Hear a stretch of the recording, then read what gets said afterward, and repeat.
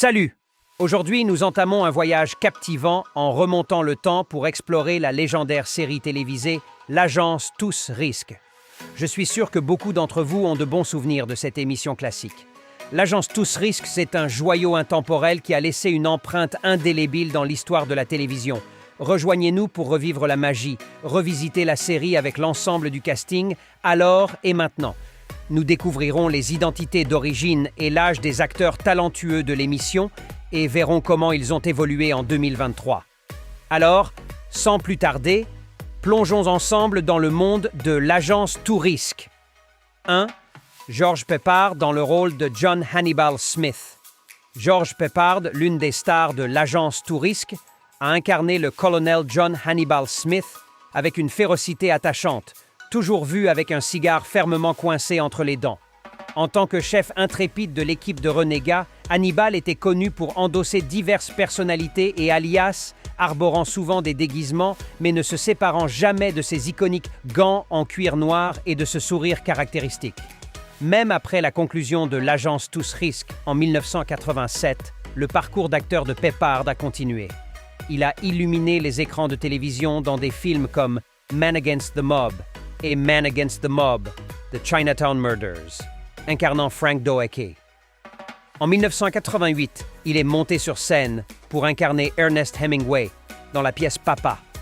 En 1990, Peppard a joué le rôle du colonel Harry Martineau Max Vogel dans le téléfilm Night of the Fox.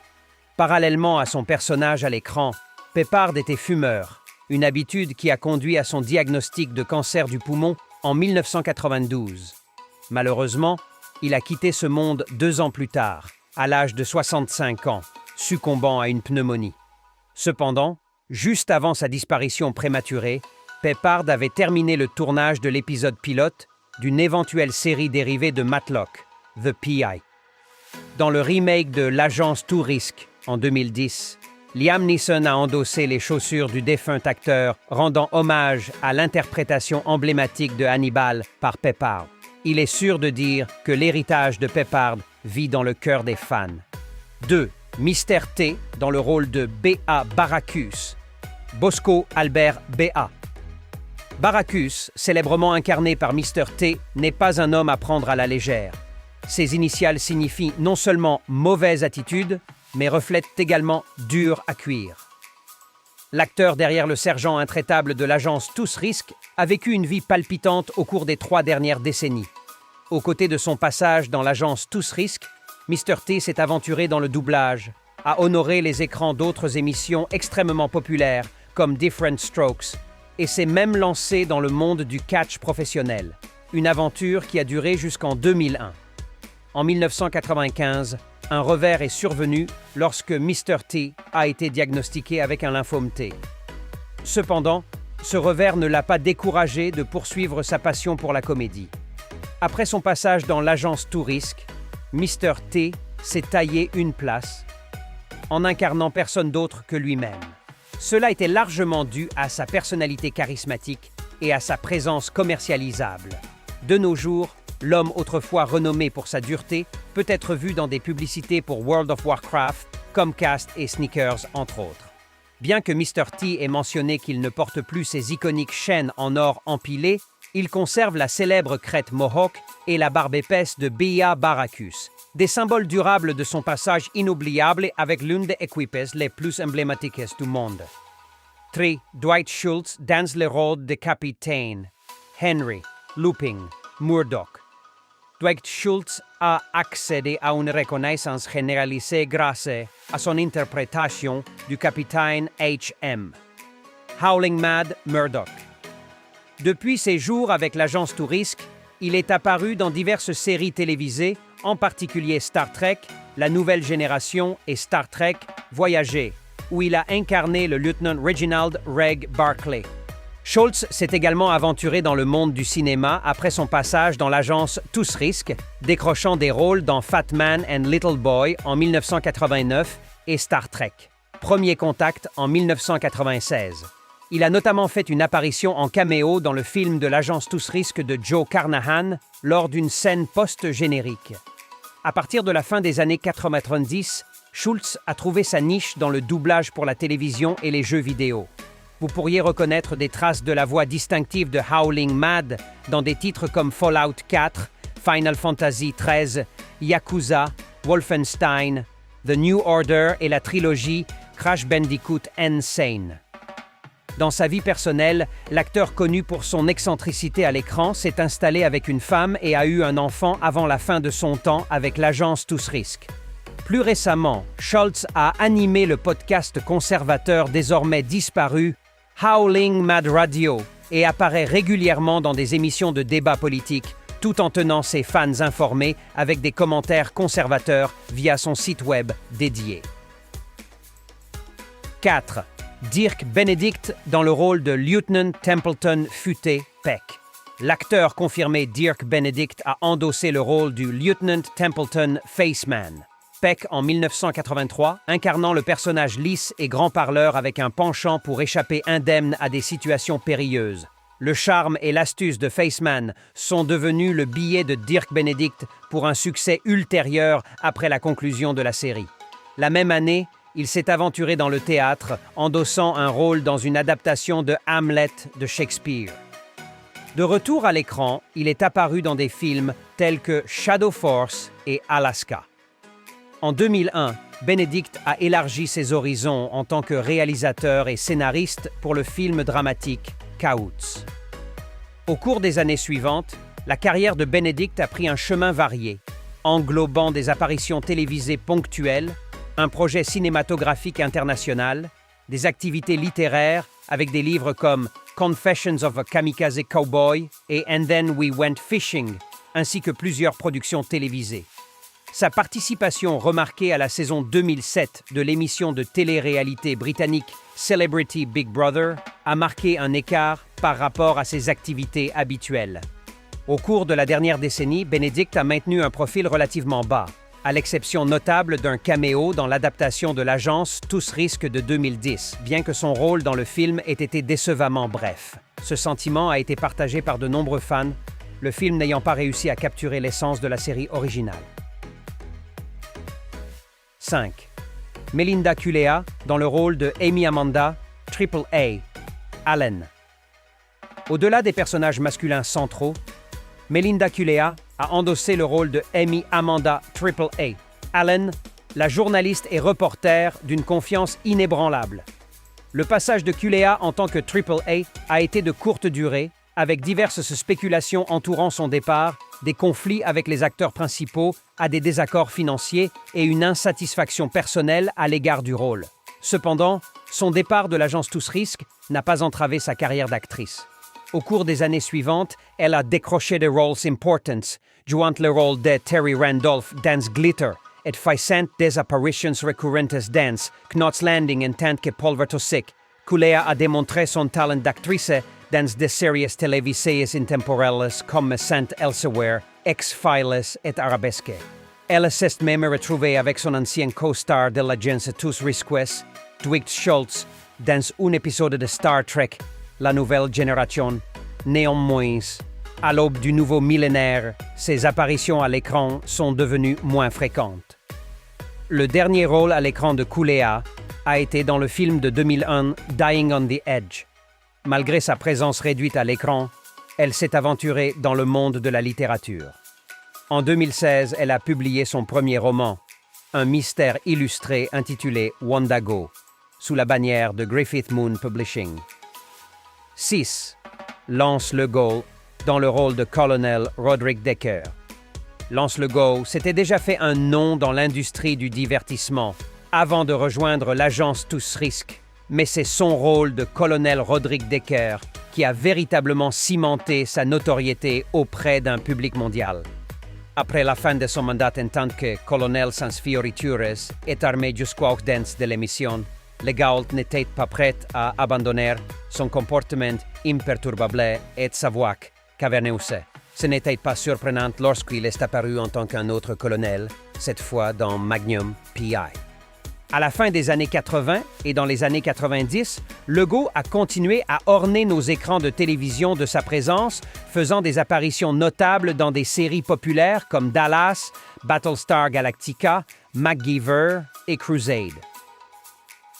Alors qu'il avançait en âge, Legault est revenu à ses racines des années 60 et 70, faisant la transition vers le cinéma. En 1997, il a joué dans Mortal Kombat, Annihilation et a prêté sa voix distinctive à un personnage du film d'animation de Disney, Bienvenue chez les Robinson. Tragiquement, en 2012, Legault est décédé, laissant derrière lui un héritage de performances mémorables. Même après sa mort, son travail a continué à être reconnu lorsqu'il est apparu, à titre posthume, aux côtés de stars comme Paul Rudd et Emile Hirsch dans le film de comédie-drame de 2013, Prince Avalanche. Ce film reste un hommage sincère à la mémoire de l'acteur talentueux. 7. Carl Franklin dans le rôle de Capitaine Crane.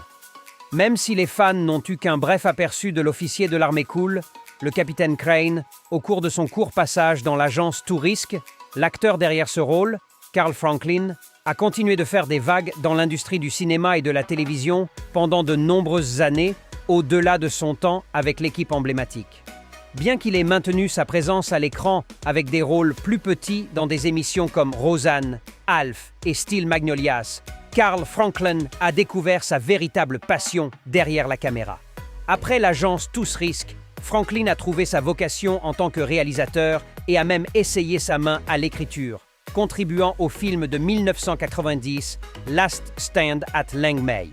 Cependant, ses plus grandes réalisations ont été réalisées dans la réalisation, en particulier à la télévision. Ces dernières années, la carrière de réalisateur de télévision de Franklin a décollé. Il a été acclamé pour son travail dans des émissions comme The Pacific, Homeland et Bloodline. Cependant, une plateforme où il a vraiment trouvé son rythme est la télévision en streaming. Dans un confortable ajustement, il a réalisé 4 épisodes de House of Cards de Netflix. L'un de ces épisodes, le premier épisode de la saison 2 intitulé Chapitre 14, lui a valu une nomination aux Emmy.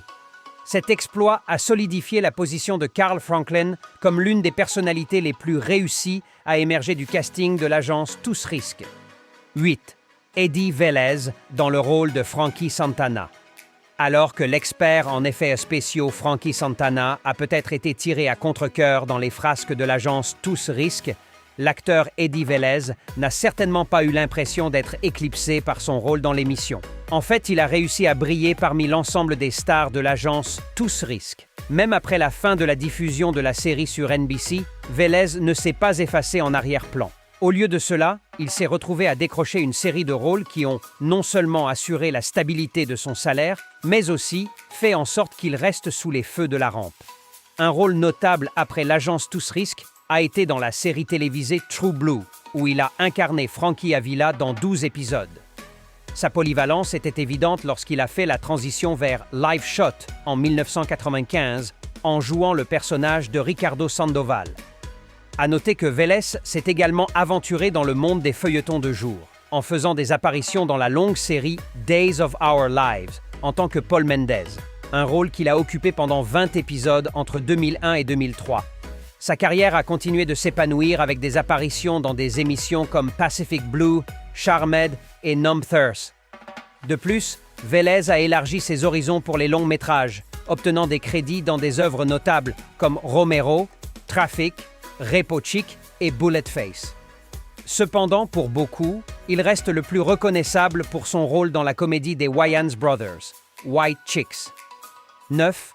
Robert Vaughn dans le rôle du général Hunt Stockwell. Le général Hunt Stockwell était un personnage qui dégageait de l'antagonisme, une attitude sans fioriture et une capacité étonnante à porter facilement une paire de lunettes de soleil Blue Blockers à monture aviateur. Le comédien chevronné Robert Vaughn s'est glissé parfaitement dans ce redoutable rôle d'antagoniste lors de la dernière saison de l'émission. Avec déjà une longue liste de crédits d'acteurs sur son CV, Vaughn n'a pas perdu de temps pour maintenir son élan professionnel une fois que l'agence Tous Risques a conclu sa diffusion.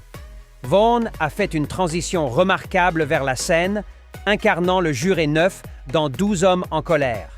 Il a également fait des apparitions dans quelques épisodes de New York Police Judiciaire et a joué différents rôles au cinéma, dont Motel Blue, Pootie Tang, et The Magnificent Eleven. Cependant, l'une des entreprises Post et Team les plus importantes de Vaughn a été son rôle d'Albert Stroller dans la célèbre série dramatique britannique Hustle, qui a captivé le public de 2004 à 2012. Dans sa vie personnelle, Vaughn avait une famille qu'il chérissait, ayant épousé en 1974 et élevé 2 enfants avec sa femme jusqu'à son décès en novembre 2016. Malgré une lutte contre la leucémie pendant 1 an, la marque indélébile de Vaughn sur le monde du cinéma, avec des crédits comme Les 7 mercenaires et Bullitt, garantit que son héritage perdurera pour les générations à venir. 10. Marla Heasley dans le rôle de Townia Baker. Townia a observé les avantages significatifs que la connexion d'Amy avec l'agence Tous Risques lui avait apportés, et elle aspirait à obtenir une impulsion de carrière similaire. Elle a reconnu une opportunité lors de son travail sur une histoire sans rapport où elle avait accès à certaines sources d'informations. Townia a utilisé ces ressources pour entrer en contact avec l'agence Tous Risques et faire connaître de manière assertive ses exigences. Avant de rejoindre le casting de l'agence Tous Risques, Heasley avait déjà marqué le monde du divertissement. Elle est notamment apparue dans les 4 premiers épisodes de Star Search, concourant dans la catégorie des spokesmodels. Sa carrière précoce comprenait des apparitions en tant que guest dans diverses émissions de télévision, allant de T.J. Hooker à The Love Boat, démontrant sa polyvalence en tant qu'actrice. Que ce soit dans Riptide, Mike Hammer, The Highwayman ou de nombreuses autres séries, le talent de Heasley resplendissait dans ses rôles variés. Notamment, elle a incarné un lieutenant de l'armée de l'air dans un épisode de Galactica 1980 intitulé Spaceball. Heasley s'est également aventurée dans le cinéma, laissant sa marque sur grand écran. Parmi ses crédits cinématographiques notables, citons The Marrying Man en 1991, Born to Race en 1987 et Amore, sorti en 1993. 11. Jack Ging dans le rôle du général Harl Bull Fulbright. Le général Fulbright avait une détermination inébranlable à appréhender l'agence Tous Risques, un groupe qui avait échappé à la capture maintes et maintes fois. Sa ferveur de réussir là où d'autres avaient échoué était évidente dès le départ. Fulbright a ardemment défendu la cause de traduire l'agence Tous Risques en justice et de les voir emprisonnés. Jack Ging a initialement étudié les affaires à l'Université de l'Oklahoma, mais a rapidement découvert sa passion pour la comédie. Il a décidé de poursuivre une carrière dans l'industrie du divertissement et a fréquenté la célèbre American Academy of Dramatic Arts à New York. Ging s'est fait un nom à Hollywood avec de nombreuses apparitions à la fois au cinéma et à la télévision. Il a eu des rôles dans plusieurs films notables, notamment The Great Bank Robbery, 1969, Play Misty for Me, 1971, et High Plains Drifter, 1973, où il est apparu aux côtés de Clint Eastwood. Outre son travail d'acteur, Ging était impliqué dans la philanthropie. Il a fondé la Joseph C. Ging Jr. Foundation, nommée en l'honneur de son fils, pour soutenir les causes liées aux enfants. Jack Ging est décédé de cause naturelle le 5 janvier 2019 à Rancho Mirage, en Californie, à l'âge de 87 ans. 12. Tia Carrere dans le rôle de Tia. Tia est la fille du général Harlan Fulbright et était en passe de rejoindre l'agence Tous Risques lors de la saison 4 de la série. En tant que fille à moitié vietnamienne du général Fulbright, qui est devenu un antagoniste dans la 4e saison, le chemin de Tia vers l'équipe s'est déroulé dans l'épisode final de la saison, intitulé « Le bruit du tonnerre ». Ce moment décisif est survenu après le décès de son père et sa propre situation, marquée par des poursuites au Vietnam et un statut illégal aux États-Unis.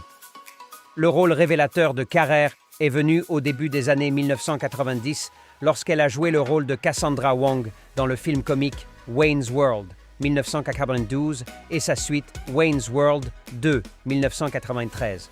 Son interprétation de Cassandra, la chanteuse principale d'un groupe de rock, lui a valu une large reconnaissance et une base de fans dévoués. En plus de son travail dans les films Wayne's World, Carrere est apparue dans divers autres films et émissions de télévision. Elle a eu des rôles notables dans des films comme True Lies, 1994, Soleil levant, 1993 et Lilo M. Stitch, 2002, où elle a prêté sa voix au personnage de Nanny. Elle est également apparue dans la série télévisée populaire Relic Hunter, 1999-2002, où elle jouait le rôle principal de Sydney Fox. Au-delà de sa carrière d'actrice, Tia Carrere s'est consacrée à la musique. Elle a sorti plusieurs albums et est connue pour son talent de chanteuse. En 2009, elle a remporté un Grammy Award pour son album Ikena, qui mettait en avant la musique hawaïenne. Tout au long de sa carrière, Tia Carrere a été reconnue pour sa polyvalence en tant qu'actrice et musicienne. 13. William Locking dans le rôle du colonel Lynch. Le colonel Lynch a fait sa première apparition dans l'épisode pilote de l'agence Taos Risques en tant que colonel militaire inaugural à la poursuite de l'équipe de mercenaires. Son association avec l'agence Taos Risques découle de son rôle de commandant de Fort Bragg, la prison de haute sécurité où l'agence Taos Risques s'était échappée de manière ingénieuse. La carrière d'acteur de Locking s'étend sur plusieurs décennies, avec sa première apparition connue à la télévision à la fin des années 1960. Il a été reconnu pour ses compétences d'acteur polyvalent et son apparence distinctive, jouant souvent des personnages durs et sans compromis, à la fois à la télévision et au cinéma. L'un des rôles notables de Locking est venu dans la célèbre série télévisée Sons of Anarchy, où il a joué le personnage Piermont Piney Winston, membre fondateur du club de motards de la série. Son interprétation de Piney Winston lui a valu un suivi de fans dévoués et a contribué au succès de l'émission. La vie personnelle de William Locking comprenait 2 mariages importants. Sa première femme était Mary Caroline Mimi Hawkins, et leur mariage a duré de 1965 jusqu'au décès de Mimi en 1995, soit 3 décennies. Ensemble, ils ont eu 2 filles, nommées Margaret Locking et Juliana Locking Ryan. Après la perte de sa première femme, Locking a retrouvé l'amour et a épousé Sigrid Insul, une costumière, en 1996. Leur union a duré jusqu'à son décès en 2021, marquant un nouveau chapitre dans sa vie personnelle. Tragiquement, William Locking est décédé le 18 octobre 2021 à l'âge de 80 ans, dans sa résidence de Las Vegas, Nevada. Alors que nous concluons notre voyage à travers les vies des membres du casting de l'agence Taos Risques et de leurs diverses carrières après l'émission, il est clair que chaque acteur a laissé une empreinte indélébile sur le monde du divertissement. Des rôles emblématiques aux triomphes personnels et aux défis, leurs histoires continuaient de nous inspirer et de nous divertir. Bien que l'émission se soit terminée, les aventures de ces personnes talentueuses sont loin d'être terminées. Certains se sont tournés vers de nouvelles activités créatives, d'autres ont embrassé différents aspects de l'industrie, et quelques-uns nous ont malheureusement quittés, laissant derrière eux un héritage durable. Merci de nous avoir accompagnés dans cette balade nostalgique, et à la prochaine fois, restez à l'écoute pour d'autres aperçus fascinants du monde du divertissement.